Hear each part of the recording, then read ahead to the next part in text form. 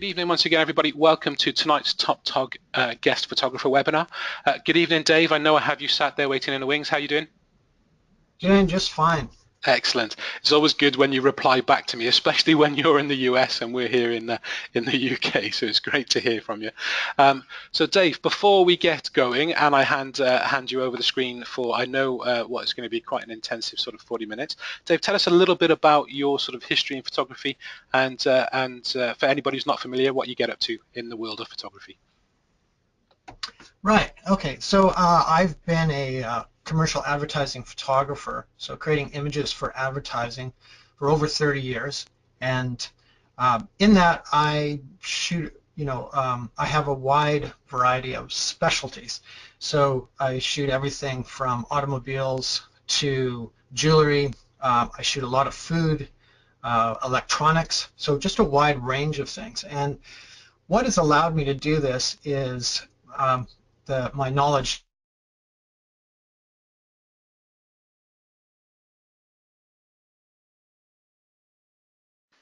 Dave, I lost you there just briefly. Are you still there, bud? Hello? Oh, hi, Dave. Sorry, we just lost you there just for a second. Okay. So I was just saying, where did I leave off? Can you hear me? Oh, I can. Sorry, I muted myself then. You were just telling us about the different areas of photography that you specialize in. Oh, okay. So I shoot everything from food photography to automobile photography, from shooting jewelry, like gems and whatnot, to photographing electronics. So a wide range. And what's allowed me to specialize in all these different areas, because each of my clients thinks I specialize just in what they do, is my knowledge of lighting. And so today I want to share a bit of that with everyone in the area of light painting and digital light painting. So I'm going to talk a little bit about digital light, or a little bit about traditional light painting, and then bring it right up to date in how we can do this digitally. So I also am in training, so I'm doing much more training now than I am shooting for advertising. So in a sense, kind of semi-retired from advertising and putting a lot more into training and shooting projects that I want to shoot. So I have something new called Dave on Demand that I'm very excited about, which is a part of my webpage. And in this, I have training tutorials in the form of videos and articles that primarily teach people about lighting as well as Photoshop techniques. And that I just launched earlier this year, so it's the content is growing each month. So each month there's something new. Some of it is free. So if you like what I do, check it out, and this will be ongoing. Each month, something new. So I'd like to jump into my work now. So we're just going to... Absolutely, Dave. I'll hand you the screen over. Okay, so I'm going to first of all just talk a little bit about painting with light. Painting with light, in a nutshell, is in a relatively dark environment, you open the shutter on your camera either on time or bulb, and then you can actually be right in the picture, and with a light source go in and paint light over objects in the scene. And the photographer, your hand, your arm, or your whole body may be actually in the shot, but there's so little exposure taking place on you relative to what the camera is placed at and relative to how long you're staying in the scene that you don't actually show up in the image. Now, in the late 1980s into the early 1990s, there's an American called Aaron Jones who really took this to its greatest height. And he created a thing called the Hose Master, which had an HMI light source inside of a special box, which had a fiber optic cable, an 8-foot cable that came out of this thing that gave an extremely bright, full spectrum, daylight balanced light that he used to paint things with. And so I watched what he did, and I learned the techniques from him, and went on to use this technique for in my work in lighting tabletop sets. Only I didn't spend the $8,000 that he was charging for his Hosemaster. I just used various small things like flashlights and whatnot to do my work. So I use it in tabletop photography, but I also use it on different shoots as well. Like once I light painted a building for a movie where I had to make up. It was an image shot on an 8x10 camera to work as a giant Duratran that was going behind a window, so that when you were inside this apartment where they were filming it, you could see the city, this huge building outside of it. And so for that, I lit the building with at nighttime with a 1,000 watt hot light and just painted light over it, which worked beautifully. But where one really has to refine the skill is when you do shots like what you see on the screen right now, tabletop shots like this for advertising, where there's very tight parameters of what needs to show up and what doesn't. And so I was just talking about this shot I did in 1991, and this is the first time that I did an actual painting with light job. So what I did though that was different from most others is I actually incorporated traditional lighting techniques with painting with light. So I'll just show you what I did this using this as a slideshow.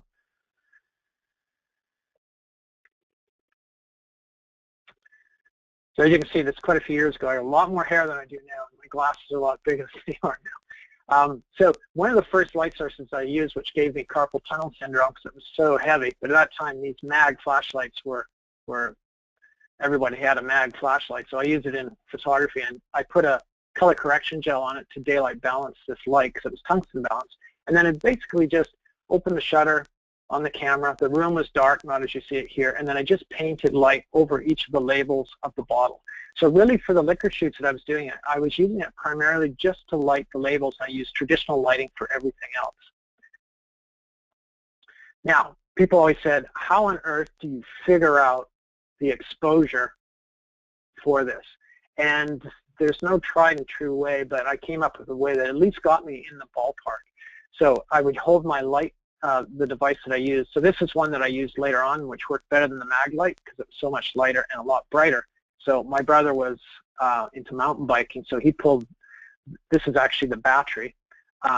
We put a snoot on the end of it and created this light source, which was much lighter to use and a lot easier on the wrists.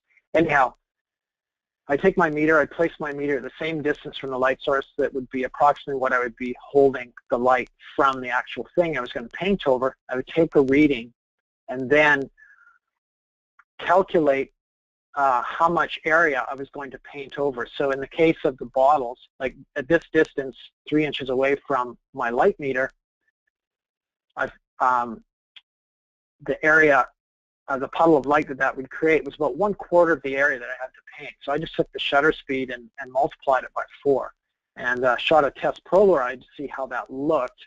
It was still a little dark, so I doubled it. And I always found that with this little formula that I did, I always had to double it, and I never could figure out what exactly that was. It might have had something to do with reciprocity because we were doing longer exposures, but I'm not really sure.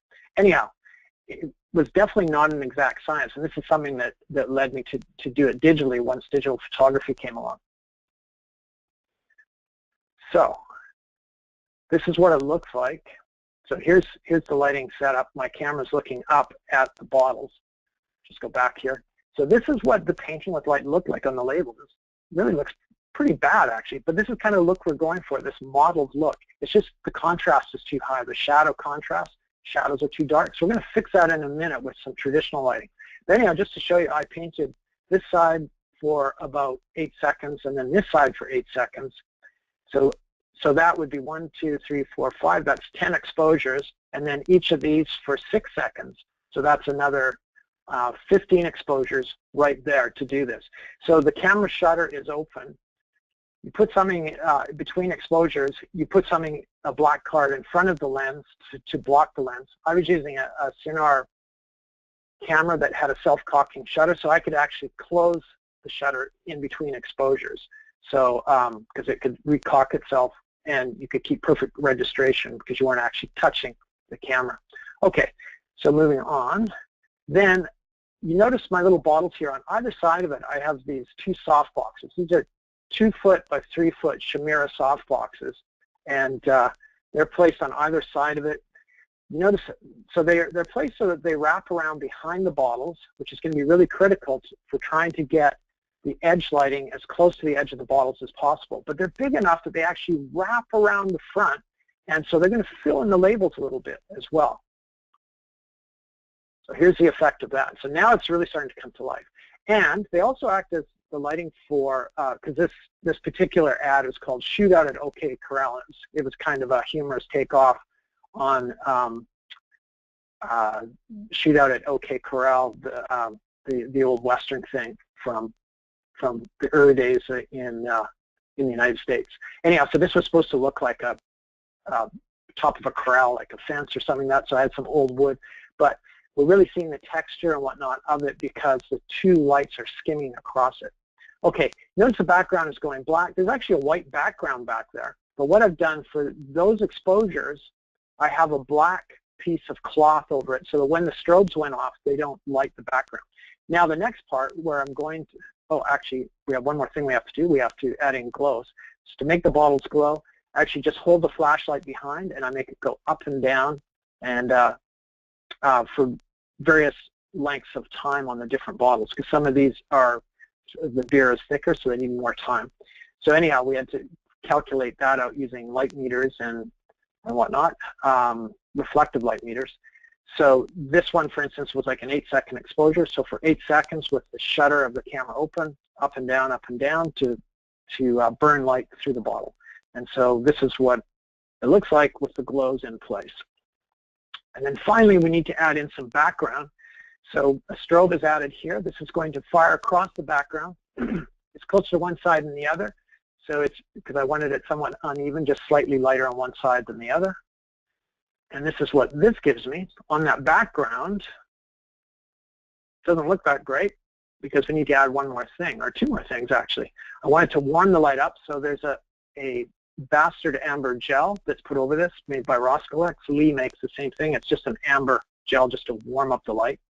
And then in front of it, I place some leaves on a stand. These leaves are going to cast soft edge shadows on the background that will look like, in the photograph, a stormy sky.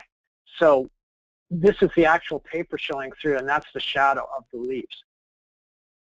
And of course, while this exposure was taking place, the black cloth is moved out of the way.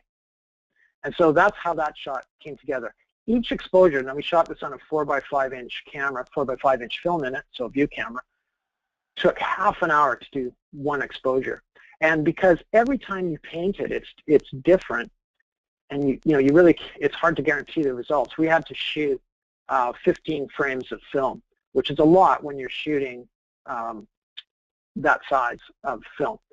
So it's not like 35 mil where you can bang off 100 in no time at all.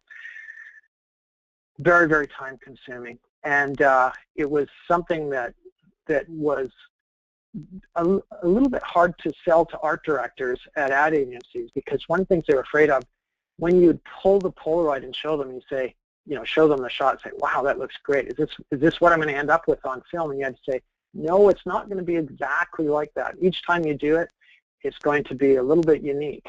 So each one is unique.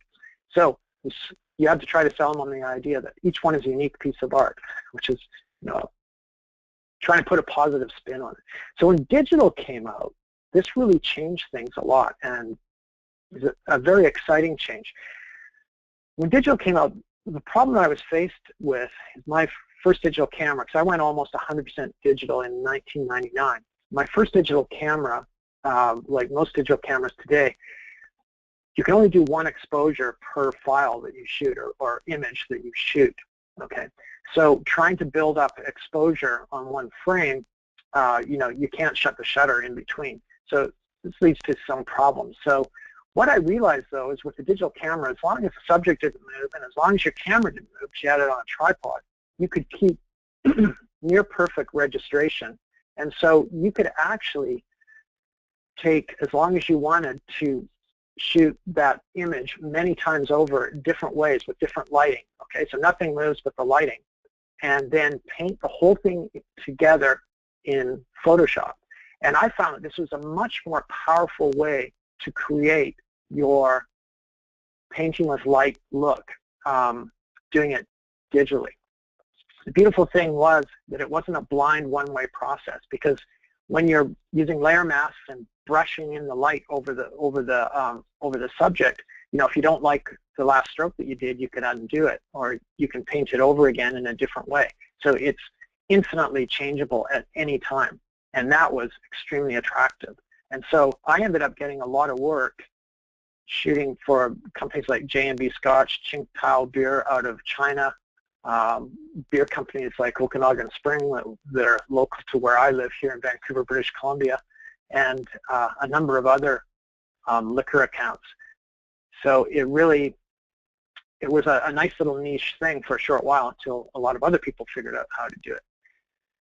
Anyhow, let's jump into how this works. So I'm going to close this out, get rid of those.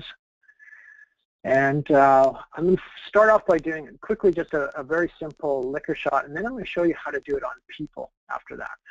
So let's just open this image up. So here's a really simple shot of a champagne bottle, and I'll show you how I created this. So let's just close that out, and I'll show you right from the start. Now, going up to the File menu, I'm going to drop down to Scripts, because what I need to do is open up multiple files. So I've photographed this image multiple times, and in this case 3 times, but with different lighting patterns in each of those shots. So what I need to do is to load all these together into Photoshop as a stack. So Scripts, load files into stack. Okay, so we'll click Browse, and we'll find our source images here. So these are the 3 I want, so we can bring them all up at once. So we'll open that. And before I click OK, now I shot this on a tripod and I was pretty careful, but I was on a wood floor because I didn't shoot this in my studio. I shot it at home in my front room. And so I'm a little worried about the alignment of these images. So I'm going to click this, attempt to automatically align source images. So this will give us the best possible thing. If they're out a little bit, this should true them up perfectly, because I actually need perfect registration between the images. Okay, so it just takes a few seconds here for this to come up. And there's our layer stack with the 3 images in it. Now, I'm just going to hit F on my keypad, because what I'd like to have is to have this go to full screen. All right, now I'm just going to check the registration of my images. So that looks pretty good. And between these 2, bang on perfect. I can see that Photoshop did have to do a little bit of alignment, so I guess my wood floor got the best of me. Now I think well, we're going to change the order of these. So I figured that this image right here that we're seeing on screen is the base image. So I'm going to put that right at the very bottom. You can really paint these together in any order that you want, but I try to do it in a way that is simple for my brain to understand. So we'll start this. This is my base image. So it's got the edge lighting, so all the lighting we're seeing here is done with traditional lighting. I'm just going to bring up the setup shot so you can see how these were done.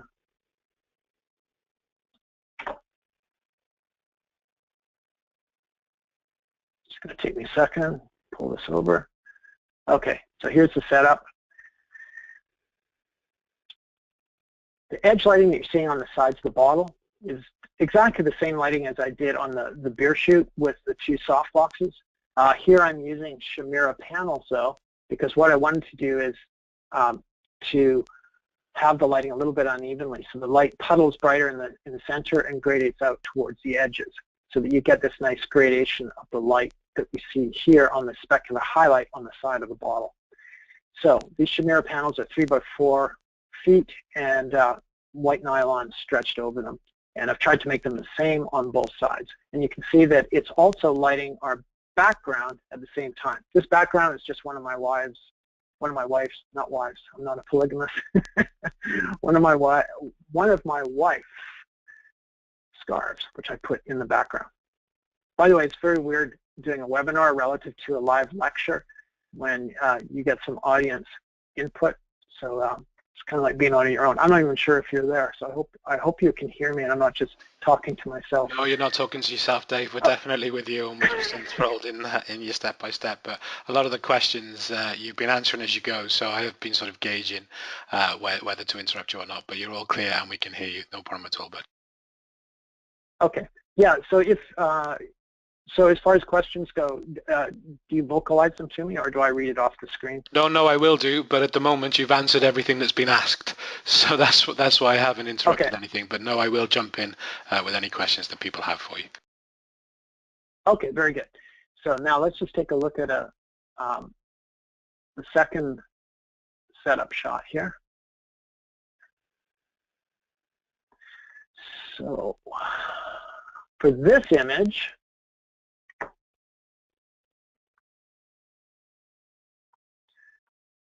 I've moved the light source over behind my camera and it's shining down on it.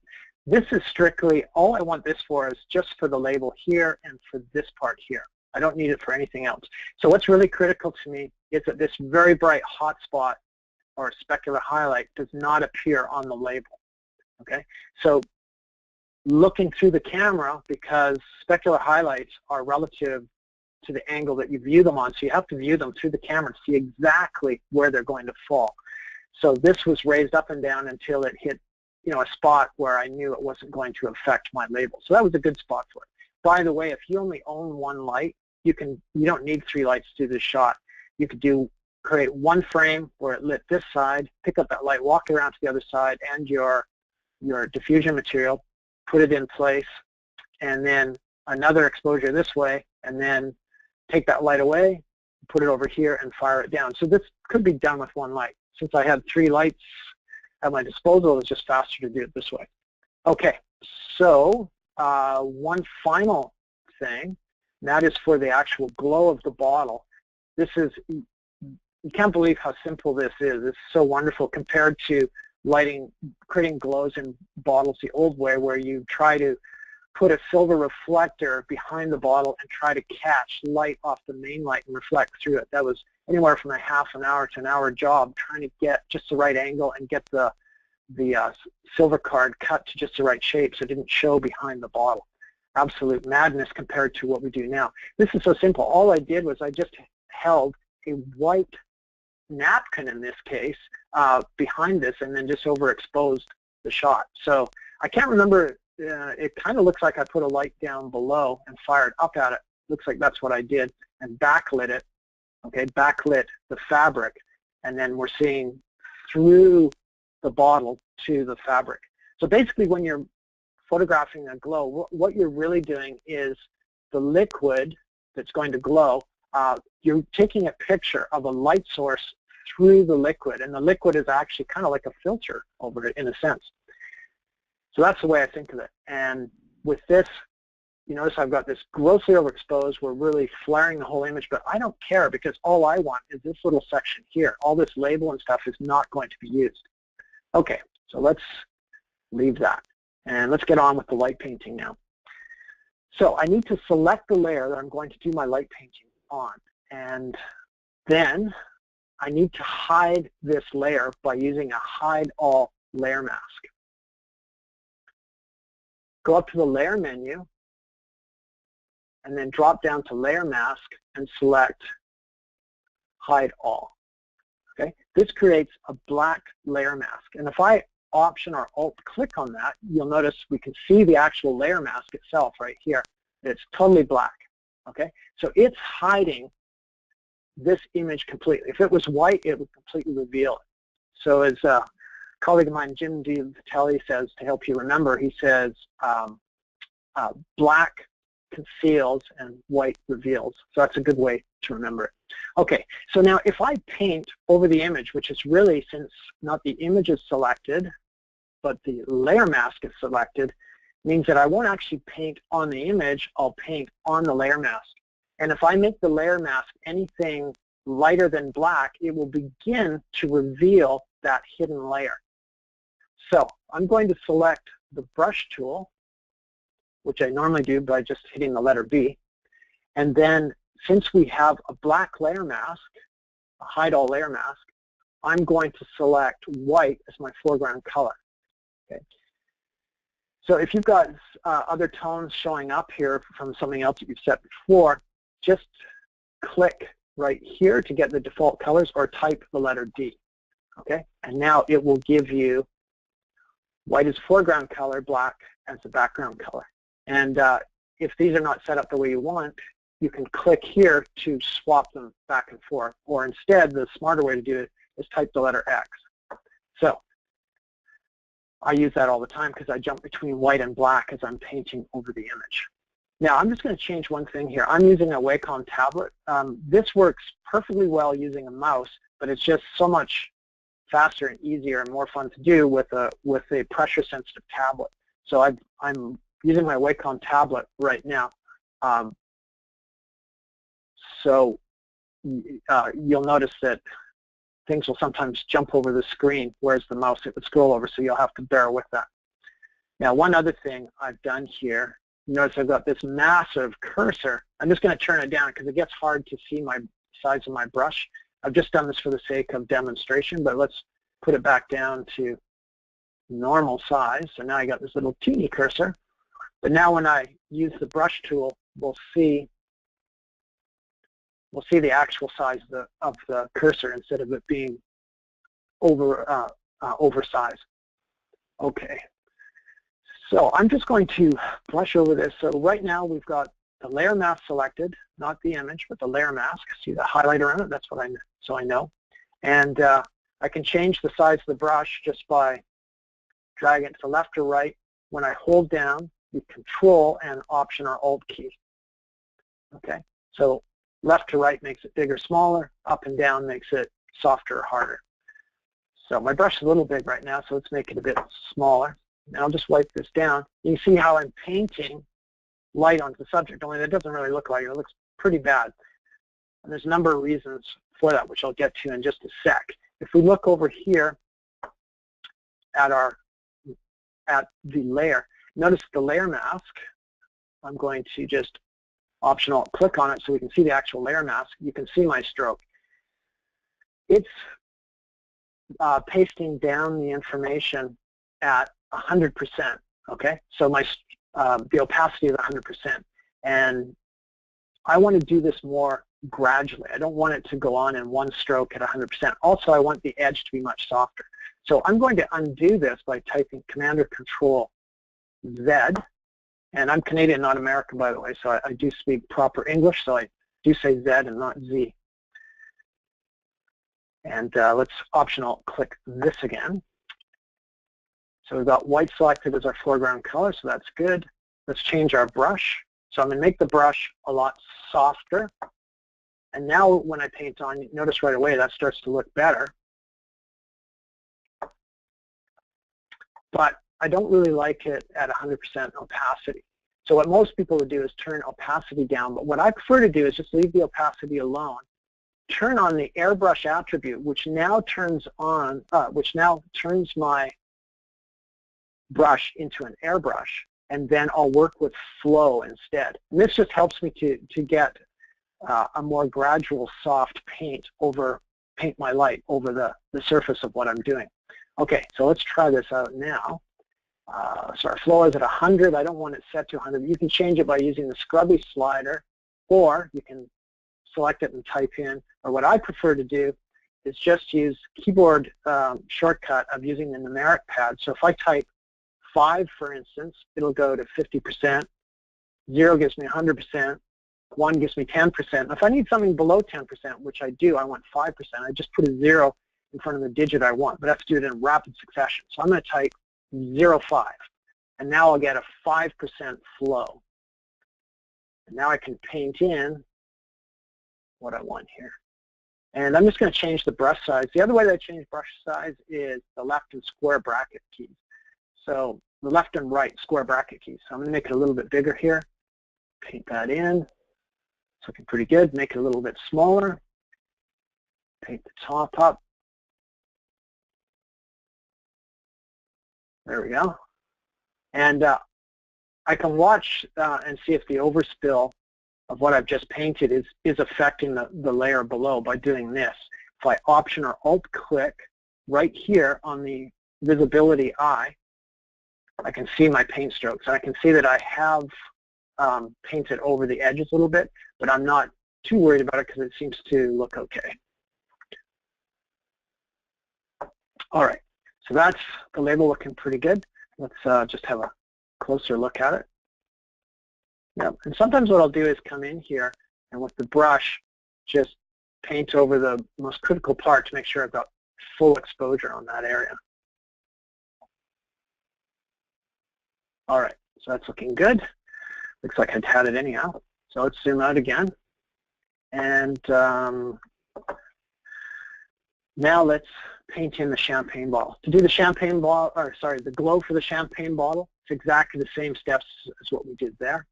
But I'm going to show you, instead of using the menu, I'll show you how to create our layer mask and whatnot from the bottom of the layer palette. So at the bottom of the layer palette, we have this black circle inside of a rectangle. This is the icon that represents creating a layer mask. So if I just click on that, I will get a Reveal All layer mask. In this case, I want to hide all layer masks just like before, so I'm going to undo that. And I'm going to do it again, but this time I'll hold down the Option or Alt key and click on it, and now I'll get a Hide All layer mask. If you had the Reveal All layer mask and you forgot how to do it the other way, you can actually, you can click here and then just type Command-I, which inverts it. Command-I again inverts it back the other way. So you can always do it after the fact too. Okay, so we're ready to go again. So this top layer is completely hidden at this point. Now, all I'm going to do is just paint in this area to bring up the glow. So I'll make my brush a little bit bigger. White is my foreground color. I've got my brush as soft edged as possible. Flow is at 5%, and we'll just paint this in. I'll make my brush a little bit smaller now. Paint a little bit more in. Get it just the way I want. And I've gone too far to the edges for my taste. There's no right or wrong to this. It's whatever you like. So I just hit the X key to bring black up, because now I'm going to hide some of that glow. Just bring it in like this until I get it just the way I want. Make the brush a lot smaller. I'm going to type 0 so I get 100% flow. And then I'll just erase it. Whoops, undo that. I should come in closer. And actually, I'd make my brush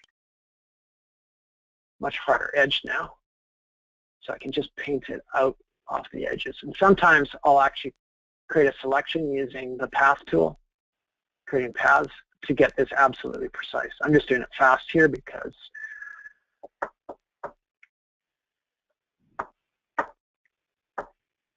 and there it is. So that's the shot done. I'll just do the version where I spent a little more time on it and a little more subtle. So that's it, doing it on a bottle. So that's pretty cool, and you have maximum control on this because you can spend all day lighting it different ways and shooting the images and painting it together. But the thing is, people ask me, okay, that's really cool, Dave, but I shoot people. How could I do this on people? Because people are not inanimate, they are animate. They move around. So how on earth would you make that work? Okay, so I came up with a method of doing that as well. Dave, I'm going to jump in just actually, quickly. At this point, sorry. Yeah. I was just going to jump in because we've had a couple of questions about this image before we move on to the next one. So I just wanted to sort of get them out of the way. Obviously, very early on, you showed, obviously you explained how you shot the images in sequence on your tripod, but your flow was a little off, and obviously you used the alignment tool in the stacking process. Apart from that, obviously that's built in. If you are way out, are there any other alignment tips that you can share, or is it better just to go back and reshoot the images? Well, it's better to shoot it, and actually the beautiful thing about doing this is I actually do this light painting at the time that I'm shooting it, because that allows, because sometimes while you're doing your light painting, there's things that you realize, gee, I wish I had a little bit of light over here or something like that, so I can jump in and shoot another frame and then add it to my composite. So that wasn't always possible. Sometimes shooting something on location with tight time frames, but in studio shoots, that is the way I'd work it. So if stuff is really, really out of whack, the align, that alignment thing that I showed you, align images, is the best way of doing it. I mean, before that came out in Photoshop, I used to try to align my own images, and it could take up to an hour to try to get alignment, and you'd never get it absolutely perfectly, because when things go out of alignment, it's out of alignment not two-dimensionally but three-dimensionally. So your camera, let's say it shifts slightly, it might shift left to right, like it isn't necessarily just horizontally. It could actually turn slightly to your left or your right, like rotate on the tripod head. So in that, now the perspective that you're seeing is totally different. So the align image not only gets it from left to right and up to down, but also any sort of yaw that's in there as well. So it can do it way better than you can. So if it can't handle it and do it, then you should just shoot it over again. Brilliant. The other question we had about the actual shoot process, could you just remind people what the diffusion panels you were using were? Oh, okay. Quite frankly, you can use any sort of white material. Okay, you could use a white bed sheet for this, for instance. The thing is, though, what you're looking for is you need to have, you want the edges to be absolutely clean and sharp. So they can't be wrinkled, they can't be ragged or have threads sticking out of them. So that's why using the panel, like I use, some of the best in the business made by Chimera out of Boulder, Colorado. They have a really high level, their panels are really high level, and so they make fabrics for them, the frames and the fabrics. And so the fabrics stretch very tightly over the frames, so there's little to no wrinkles in them, because you don't want wrinkles to show up in the specular highlights on the edges of your subject. So that's why they're particularly good. But my favorite thing to do in the studio, which I didn't have available at home, is I actually use white plexiglass for when I'm doing stuff like a bottle like this as a light source, because white plexiglass, there's no wrinkles, there's no pattern in the fabric at all. So that's my favorite thing to use. But quite literally, anything white that you can fire light through. Just remember, though, that for specular highlights are mirror images of the source of illumination. So whatever that source is, if it has wrinkles or has a ripstop nylon pattern to it, that grid, if it's in close enough for the depth of field, it will show up. So that's sort of the parameters. But anyhow, what I used there were 3 by 4 foot Chimera panels, and with their heaviest white nylon stretched across them. So it's a translucent fabric. It's not a reflective fabric. Brilliant. And the last one for now, Dave, just regards to shooting the bottle again. If the bottle was dirty, I presume obviously you clean it up in advance, but do you have advice for not using water, because the water could obviously might damage the label? Are there any sort of tips and tricks for cleaning the bottles up? Yeah, so pretty much now for this shoot, this wasn't for a real client. I was just practicing this shoot because I was going to be teaching it in a workshop. But when I do it for real, we get the bottles and the labels. We remove the labels, we clean the bottle with ammonia, and then we actually have the bottle. We have them send us the labels. I spray the labels with matte, print spray, and then apply them with glue onto the actual bottle, and they're waterproof on both sides, because typically, I didn't do it in this shot, but typically when you're showing champagne, you'd have some sort of condensation on here. So this would be sprayed with glycerin and water, or corn syrup and water mixture, like a 50-50 mixture is pretty typical. So that will be sprayed over it, and that will soak into the paper of the label. So that's why I spray it and and put it on. So that's the high-end way of doing it. Apart from that, if you're just doing this at home, and you're not going to that much trouble because you can't get the labels separately, what you can do is just take your take a rag and just spray something like Windex or just straight ammonia is better. Put a little bit of ammonia on it and just rub it over the bottle surface, and then give it a good buff so that you're not getting liquid onto the actual label. That's and brilliant. Also one other thing. Sorry, Dave, I didn't mean with to these interrupt. bottles often. Yeah, that's okay. I just thought of one more thing. I often remove labels like on the back as well, because if you're not shooting straight onto it, what you see is what you start to see right here. This isn't what it actually is, but it looks like this. If you're shooting down, if we were shooting on a certain angle, you would actually start to see the back label showing over, kind of silhouetted, and that's a little bit ugly. So I'll often pull the back label off and clean that off the back of it as well. So it's another part of the bottle preparation. Okay, finished. Brilliant. Any more questions? No, that's all of them for now. You crack on, mate. Okay. And let's go to our final shot now. Okay, so open both of these up.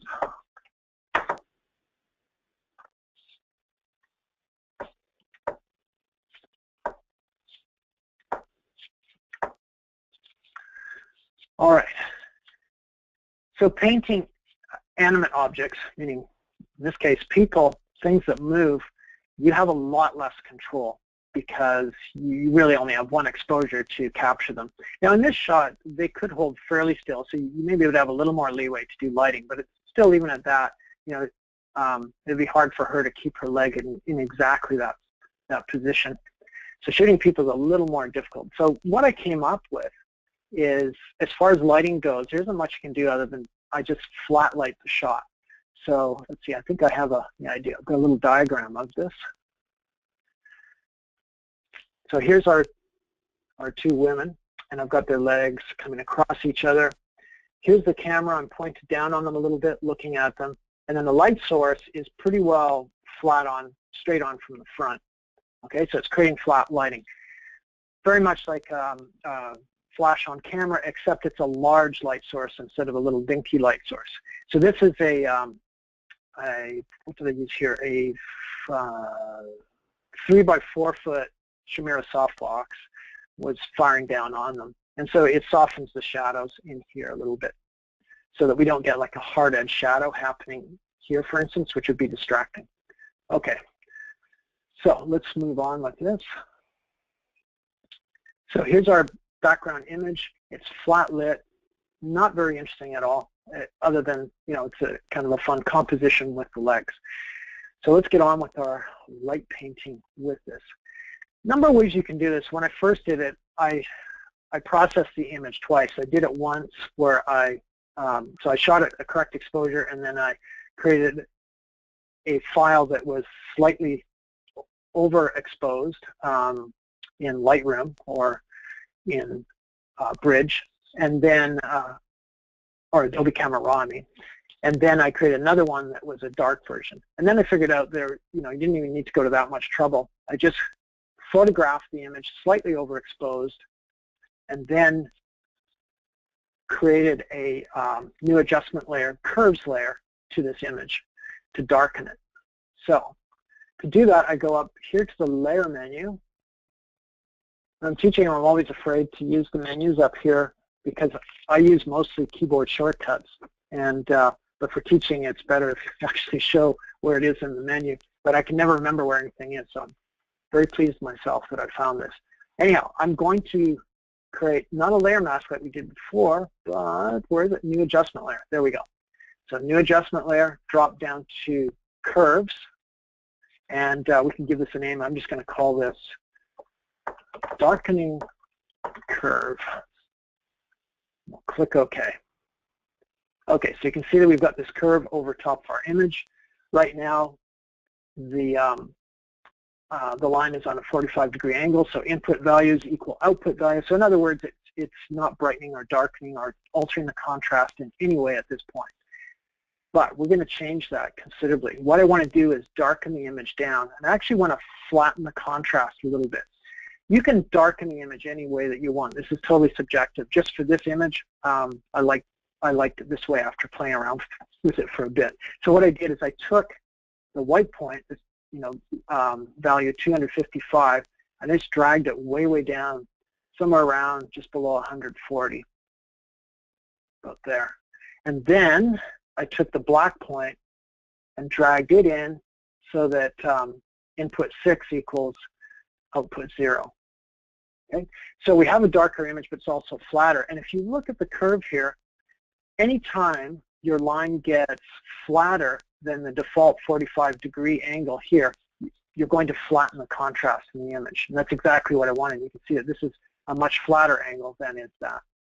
Okay, so now we've got a nice darkening curve occurring on our image.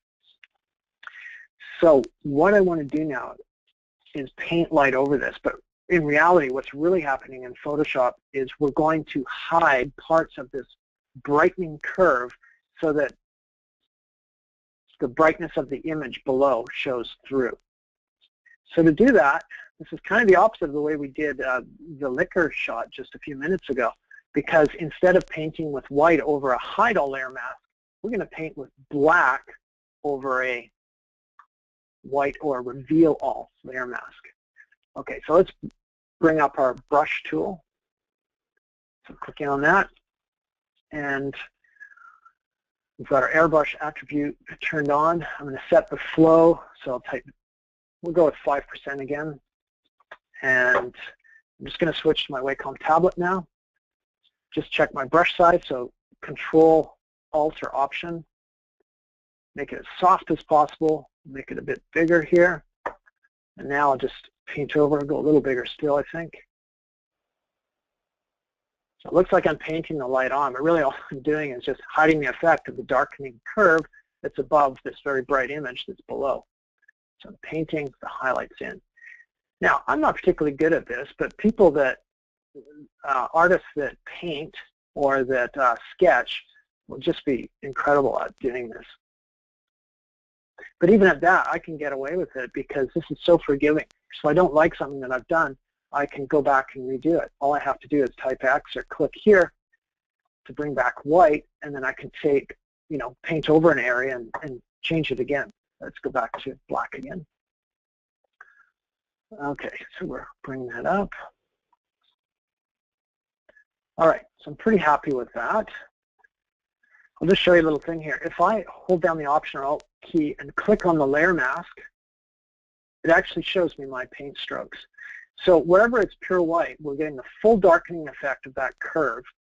And where it's less than white, here we've got different levels of gray, it has partially revealed it. So for instance, this area that we're seeing right here is a light gray. So we're seeing the darkening curve, but not fully. Here we're seeing where it's darker, the darkening curve is hidden quite a bit. So we're seeing more we're seeing a lot more of the brightness of the layer below. So I'll Option or Alt click on our layer mask again to bring it back, and we're ready to go. Okay, just for layer mask chops, 3 keystrokes that are good to know. One is if you hold down the Command key if you're using OS X, or if you're using Windows, that's the Control key, and click on the layer mask, it turns your paint strokes into a selection. All right, I'll undo that. If you hold down the Option Alt key, as we said a minute ago, it shows you your actual paint strokes. And if you hold down the Shift key and click on it, it just temporarily turns the mask's effect off. Click it again and it's back on again. All right, so that's pretty much it for the painting part. So nothing to that, pretty simple to do. But I want to take this a bit further, and I've got a couple of effects to make this look more painterly.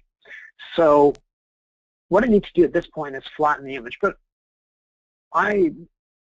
because I'm not that good at painting, chances are I'm going to look at this a few days from now and think, not so happy with my paint strokes. I might want to go back and change it, which I can, because if I save this with the layers, we're good to go. If I flatten it and then save it, I can't go back and re-edit what I've done. So I like to leave it as it is right here.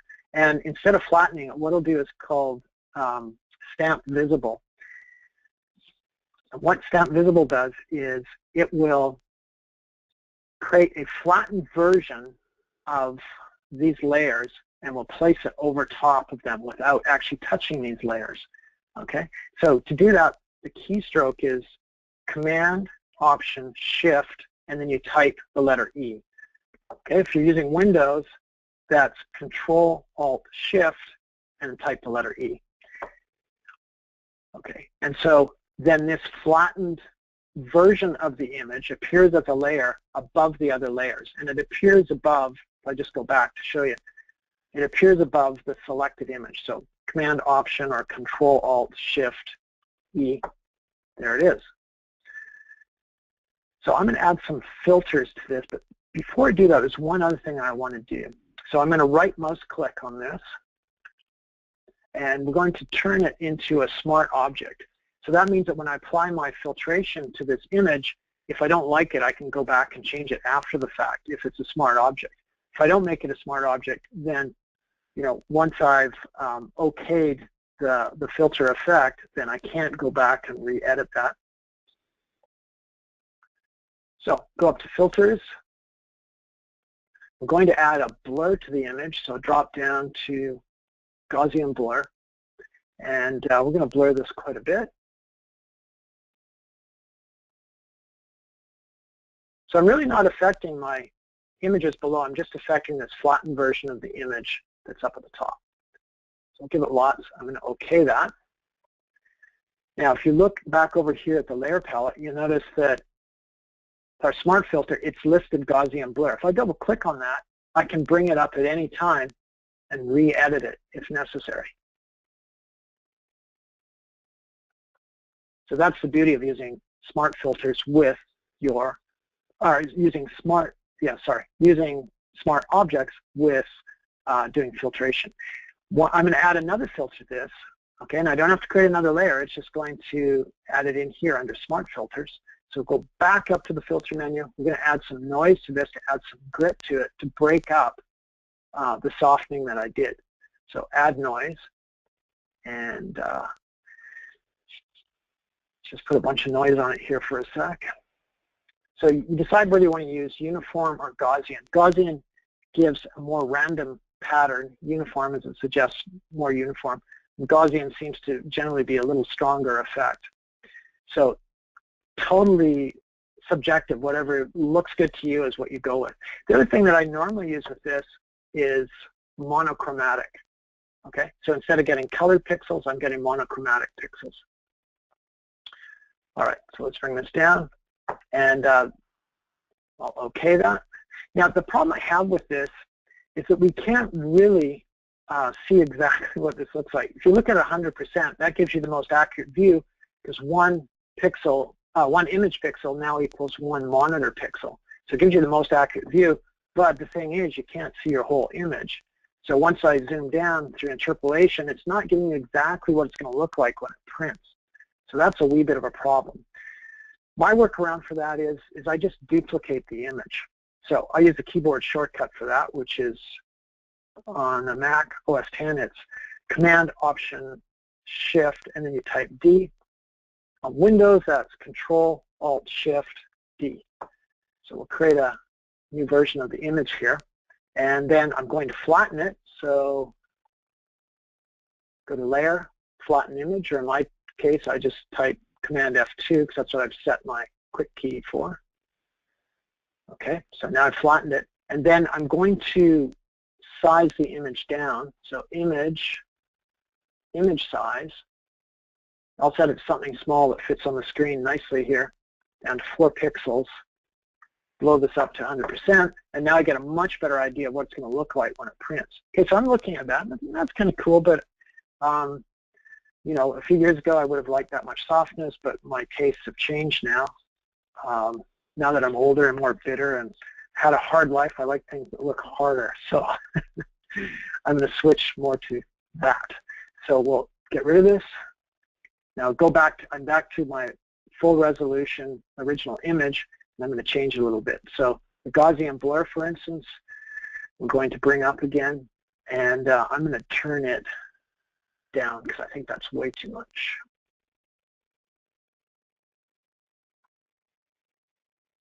Let's say something about like that. Okay, noise, I think that's a little more noise than I'd really like on this, so we'll drop our noise down by quite a bit.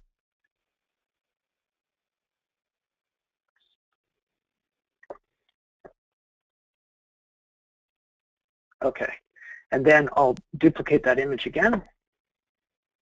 So I just use the keyboard shortcut, Command-Option-Shift-E or Control-Alt-Shift-E. And we're going to flatten the image. I'm going to use my keyboard shortcut to do that. So Command F2 or Control F2. So I flatten the image, and then I'll use my keyboard shortcut, which is Command Option I, which is Control Alt I, to bring up image size. And I'll make it 4 inches. Zoom into 100%. And I like that much better, so I'm going to stick with that. So we can throw that image away, go back to the original full-res image, and now that part of it is done. All right, pretty happy with that. What I want to do now is colorize this, make it all one color.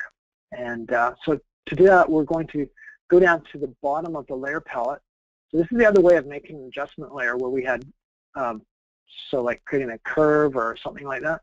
So if I come here, click on this, a new adjustment layer icon.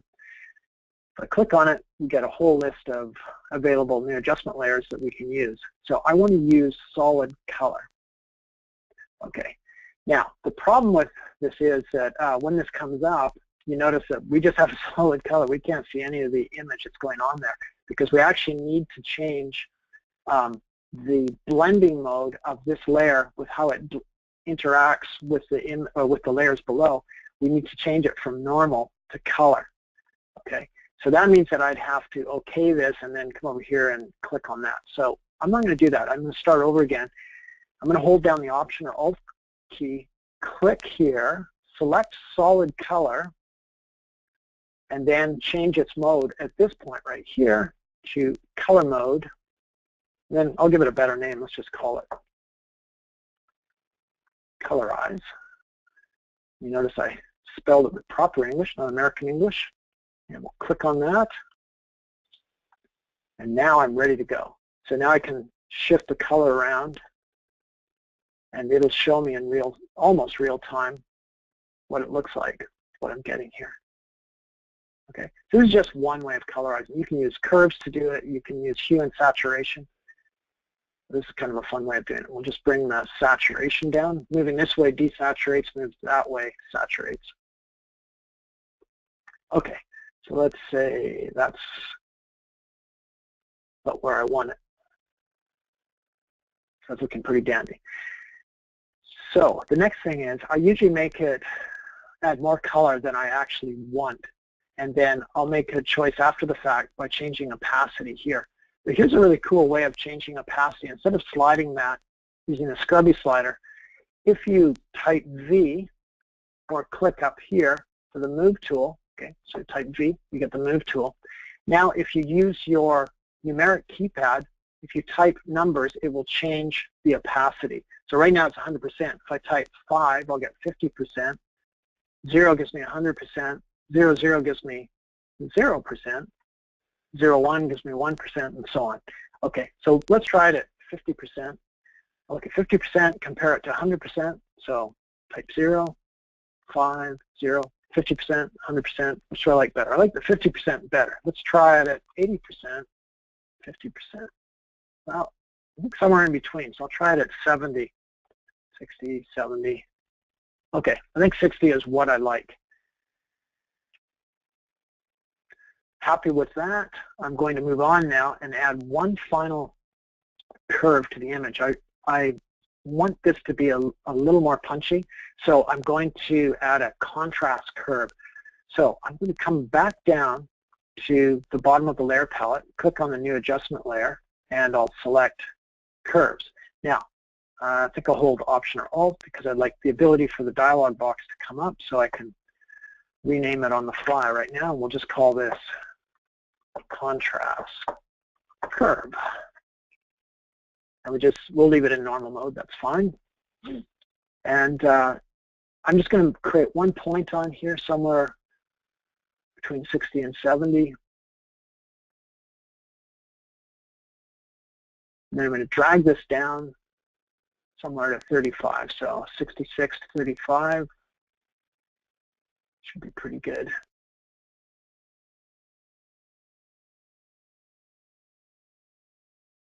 Okay, I'm having a little trouble doing it with the Wacom tablet, so I can use the up-down arrow keys to put this in exactly where I want it.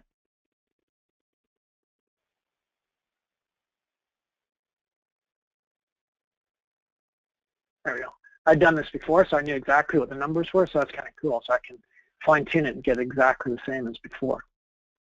Okay, so there it is. We're finished. Let's look at a downsized version of it, flattened, see what it really looks like. So I'm flattening the image, bringing up image size using my keyboard shortcuts, 4 inches. Okay, go to 100%, and now I get a nice view of what it looks like. So I'm just going to bring up a version that I originally did. It's always different every time you do it. So that was the one I originally did. So a few different versions of the same thing. Different every time you do it. But you can see the different light painting on the legs as well. This one, I created a highlight across the top and one here, whereas in the other ones, I created it more on the side the way it actually was in the file. But you don't have to stick to the way the lighting is in the actual file. You can make it the way you want. And you notice I did the contrast curve at the end. My original brightening curve kind of flattened things out. And as it turned out, probably a little more flattening than I wanted, so that's why I did the contrast curve at the end there to just fine-tune it to what I like. So that's how you can do people. I just did it on some legs there because it was my wife and a good friend of hers. So I didn't want to show the rest of their bodies on camera here, so I just did the legs. But you know, this works on like a full body, face, everything. So if there's any questions, let's have those now, please. No problem at all, Dave. Thank you so much anyway, already having some thanks for your insights and your tips and tricks tonight. We had a couple of questions come through about smart objects. So Photoshop isn't my area of expertise, so let me ask you them as they're written, so because you'll understand better than me. We've seen you jump tonight between flattened and obviously layered files. So is that by using the smart objects you were able to jump between a flattened image and an unflattened image? Well, if you mean by the flattened image, remember I actually was creating a copy of the file and then flattening it and sizing it down, and that was just to preview get a more accurate preview of what it might look like, or closer to what it looks like when it prints. Okay, and then I closed that file, threw it away, deleted it, and then went back to the original file and then made changes based on what I saw. So, so it really doesn't. The smart object wasn't really the issue there at all. What I was using the smart filters or smart object for was so I could have smart filters, so that if I didn't make this layer right here into a smart object, then when I added my filters to it, I could only add one filter added, or I shouldn't say that. When I add my filters to it, once I OK them, I can't really go back and change them once the image is closed and saved, okay? Because no longer would my history be available to me, so there'd be no way to get back to it. But if you save it as a smart object, it's not really applying those filters to it. It's writing down the data of what needs to happen, and then it's showing you a proxy, okay? It's showing you an approximation of it, or it's on screen, okay? So that since it hasn't actually physically applied it to the data, you can double click on it and get back to it at any time and then alter it. So perfect. that's why I use it, and that's how it works. I'm on the same page now. I missed the bit where you would, I was listening to the bit where you were saying you were doing it for preview, but missed the bit where you were actually removing it. So perfect, Dave. Dave, a final time, thank you so much for joining us tonight. I know you've got the rest of the day ahead of you. I'm going to jump in my car and go home for my tea, but looking forward to meeting you. I'm looking forward to meeting you in January. So thank you again for your time, bud. You're very welcome. I enjoyed it, and have a good tea, and we'll see you in January, and hopefully some others that were listening too. Brilliant. Thank you all, guys. Thanks for joining us. That's it for tonight. Bye now.